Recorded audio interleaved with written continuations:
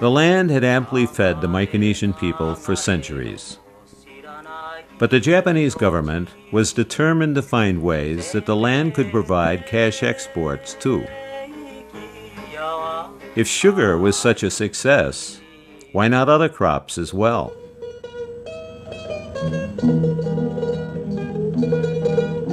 The government built an agricultural station on Pohnpei in the mid-1920s that soon became world famous for the variety of crops it was growing. Small experimental farms were started in Yap, Chuuk, and Jaluit as well. But nowhere did these agricultural efforts flourish more than in Palau. Beginning in 1926, the administration invited Japanese families to Palau, provided them with tracts of land in Babeldaub, and encouraged them to grow vegetables for export as well as for local consumption. The actual agricultural development in Babeldaub started when these Japanese were brought in. There was a Yamatomura in Ngatpang, one colony of Japanese farmers. And then there was Asahimura in Ngarmlungui. They started to cultivate coffee and cacao. Before long, a few of these farming communities abandoned vegetables in favor of a single crop, pineapple. As pineapple production increased, the Japanese built a canning factory, and then another. Pineapple, especially pineapple, something that they can export or use it themselves. There was a cannery in Ngarmlungui. That was where the biggest cannery was there.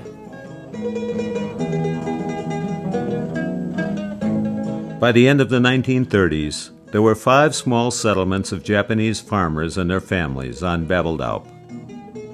In all, 300 Japanese farming families made their living in Palau. Still other families moved in after 1938, when a Japanese company began mining operations for bauxite in 2 remote areas of Babeldaub. Yeah, bauxite was mined in Ngarmlungui and Ngartmao. The bauxite was right on the surface of hills. So they just go and terrace it and mine them. And then there was a thriving village or a town in Ngartmao with a Japanese school. Even the school was built there.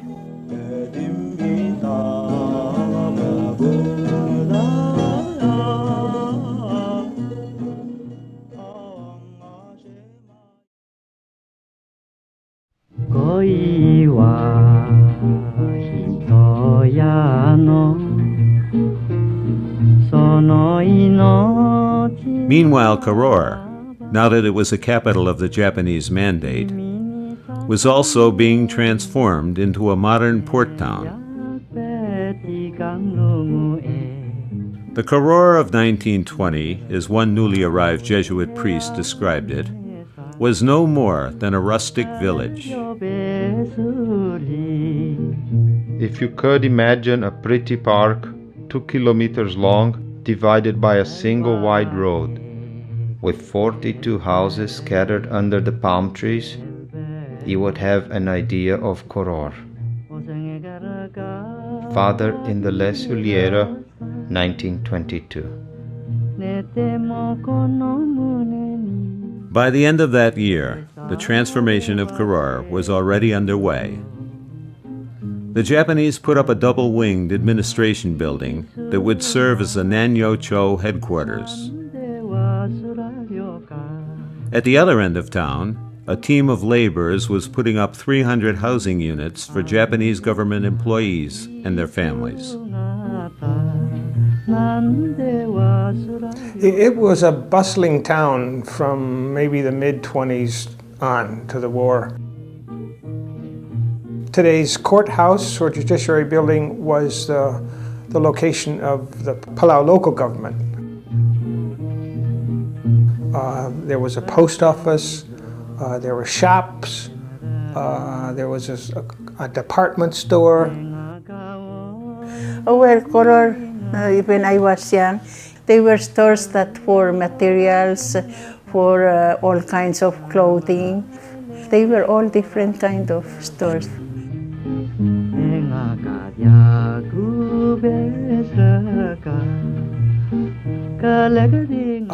Palauans remember they could walk through the town from building to building because they had eaves and you wouldn't get wet during a heavy rain. So it was a very impressive little town.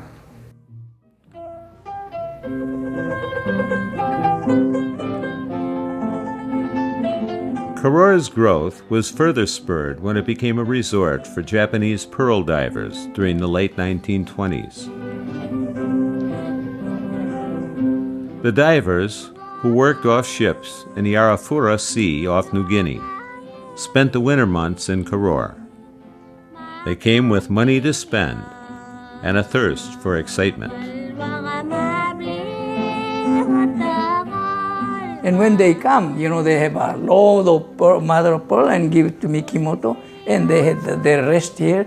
They had all kinds of nice place to go here. There were a drinking place, geisha house. They're more like a prostitution house, but they were all over. That's a geisha lane. All the while, Karora continued to grow. By the end of the 1930s, there were about 15,000 Japanese living in and around the town. With its dozens of government buildings and hundreds of stores, Karora had become a genuine city.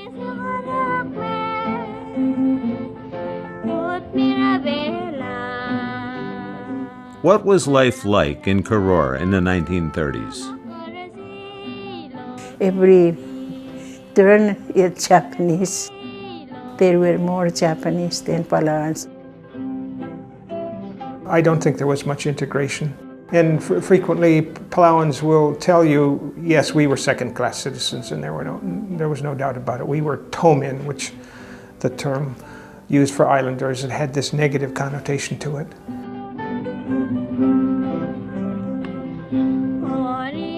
Taxi service was here, bus service was here. More bicycles were here than cars. Everybody would. Maktobras yak langar ore rahman deungi laki ngararat. Petoka omaral ngarar sekati ngarat dan mon mo kiri laku mangai. Namun tidak sekati ngarat.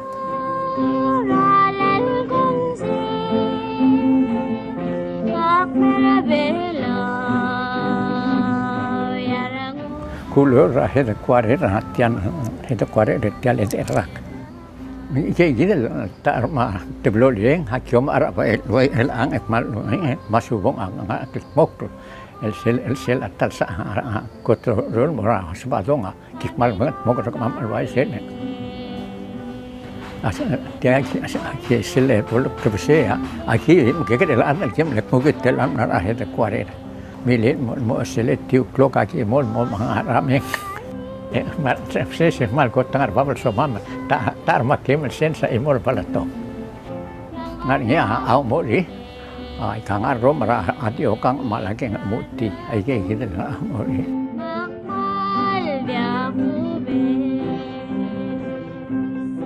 Palauans may have been no more than spectators in the economic miracle that had transformed their islands,